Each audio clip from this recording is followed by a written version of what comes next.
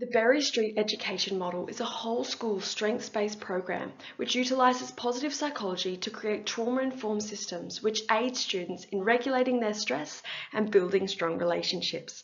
The framework is based on 5 domains including body, relationship, stamina, engagement and character. Today, we'll be focusing on strategies which draw from the body, stamina and relationship domains within a foundation context. Self-regulation and strong social and emotional skills are critical for ensuring a smooth transition into school for foundation students. The new environment, expectations and people can lead to feelings of anxiety and stress, and these are only intensified for children with trauma and additional learning needs who find this unpredictability overstimulating, as cited in The Guardian 2024. The strategies discussed in this video aim to create safe and supportive school environments which nurture the learning and well-being of each and every student.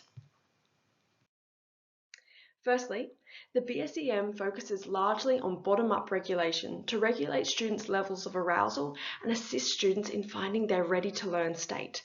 Somatosensory techniques, which involve rhythm and beat synchronization, soothe the stress response and decrease arousal levels in all students, but it's particularly beneficial for children who've experienced trauma and have difficulty with hyperarousal. In the classroom, this may look like introducing a call and response clapping routine to regulate arousal after a transition period between classes, such as It may also involve children listening to music and moving in time with the beat as a soft start at the beginning of the day. These inherently soothing rhythmic strategies promote inclusion by lessening the negative effects of stress through activating the cerebral cortex and encouraging feelings of openness and relaxation. This aids students who've experienced trauma as well as those with sensory needs in calming their central nervous system, giving them the best chance to focus and take in new information. The second strategy aligns with the stamina domain of the BSEM. Often children who've experienced trauma or have additional learning needs find it difficult to concentrate for extended periods as they have difficulty with executive functioning and working memory. Top-down strategies such as stamina thermometers support students to engage their executive functioning for sustained periods in order to grow their learning and self-concept. This may look like scaffolding students' writing by supplying them with sentence starters.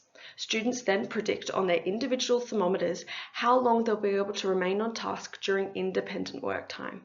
Teachers can then provide feedback through process praise, which reinforces the effort that students put into achieving their goals.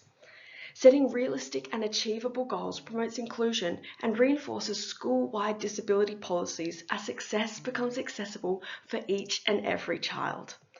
Goal setting has been shown to have a significant impact on academic outcomes of students with hyperactivity as students focus their attention solely on their goal. This further solidifies healthy learning habits for all foundation students as they practice resilience in reaching their goals with high expectations.